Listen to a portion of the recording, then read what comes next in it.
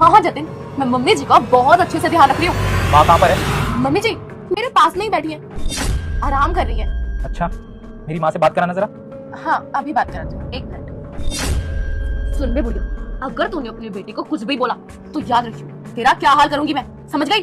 जितना वो पूछे बस उसी का जवाब दियो, उससे ज्यादा ये शब्द नहीं बोलेगी तू। दर्द हो रहा है ना, तो बस ये दर्द याद रखियो। लो मम्मी जी बात करो। हेलो। माँ आप ठीक तो है ना? हाँ बेटा, मैं ठीक हूँ। हेलो जतिन, मैंने कहा ना मैं मम्मी जी का बहुत अच्छे से ध्यान रख रही हूँ, तुम क्यों मुझ पर इतना शक करते हो?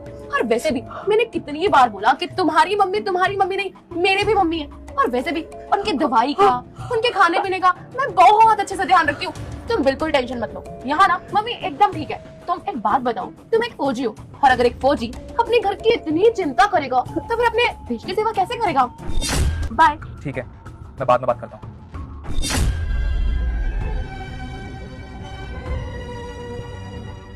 जतिन तू आ गया बेटा। प्रीत, क्या हो रहा है सब? मैं शराब देती हूँ, तेरी माँ मर जाएगी। अगर आपने वीडियो को लाइक और चैनल को सब्सक्राइब नहीं किया तो। जतिन तुम? हाँ मैं। क्यों, तुम दोनों को मुझे देखकर तोते उड़ गए? और मुझे एक बात बताओ, तुमने फोन पे कहा था कि मेरी माँ आराम कर रही है, और ये चोट के निशान कैसे मेरी माँ के मुंह पे? अरे बोलोगी कुछ, बताओगी मुझे? जतिन जैसे तुम समझ रहे हो वैसा कुछ भी नहीं है। अरे बस करो, अब झूठ बोलने का कोई फायदा नहीं। मैंने सब कुछ ना अपनी आंखों से देख लिया है, और सारी सच्चाई जान गया हूं मैं कि तुम कैसे अपने बॉयफ्रेंड के साथ मिलकर मेरी माँ के साथ हैरेसमेंट कर रही थी। अरे तुम्हें शर्म आनी चाहिए कि तुम्हारी सासू माँ है। अरे कम से कम उम्र का तो लिहाज रख लेती। अरे तुम तो जानती हो ना मैं अपनी माँ से कितना प्यार करता हूँ। मेरे अलावा इस दुनिया में इनका कोई भी नहीं है, और मुझे लगा था कि तुम मेरे पीठ पीछे मेरी माँ का ख्याल रखोगी, इनकी सेवा करोगी। पर तुम क्या कर रही थी? सेवा करना तो बहुत दूर की बात है। अरे तुम मेरी माँ से नौकरानियों की तरह काम करवा रही थी, झाड़ू पोछा करवा रही थी घर का। बताओ मुझे ये सब क्यों किया तुमने?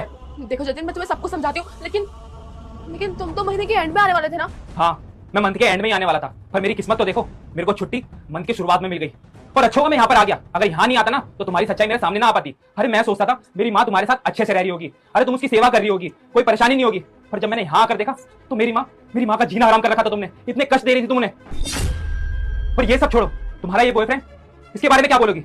अरे तुम्हें जरा भी शर्म नहीं आई? एक फौजी की वाइफ होकर तुम कहीं बाहर चक्कर चला रही हो, और अपने आशिक को अपने घर में बुलाकर उसके साथ रंगरलिया बना रही हो। अब तुम जैसी लड़कियों को ना डूब के मर जाना चाहिए। मुझे तो शर्म आती है माँ, जो मैंने इस जैसी लड़की से शादी करी। अरे क्या कमी रह गई थी मेरे प्यार में?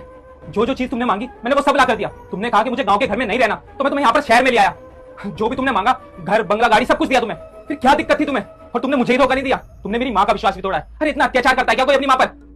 लेकिन कुछ नहीं, मैं तुम्हें इस घर में और बर्दाश्त नहीं कर सकता। अभी के अभी अपना सामान पैक करो, निकलो मेरे घर से।